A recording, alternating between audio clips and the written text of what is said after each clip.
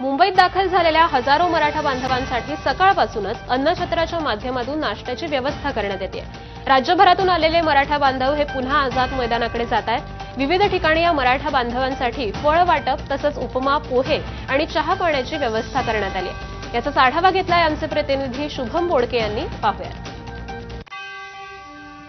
मुंबईमध्ये आलेल्या मराठा बांधवांसाठी सकाळची जी नाश्त्याची सोय आहे ती या ठिकाणी केली जात आहे। आपण जर बघितलं तर आझाद मैदानाकडे जाण्याचा हा मार्ग आहे आणि या ठिकाणी जे अन्नछत्र आहे त्या अन्नछत्रांच्या माध्यमातून फळवाटप असेल, त्यासोबत सकाळचा उपमा असेल किंवा पोहे असेल, अशी जे नाश्त्याची व्यवस्था आहे या ठिकाणी अन्नछत्राच्या माध्यमातून या मराठा बांधवांसाठी केली जाते।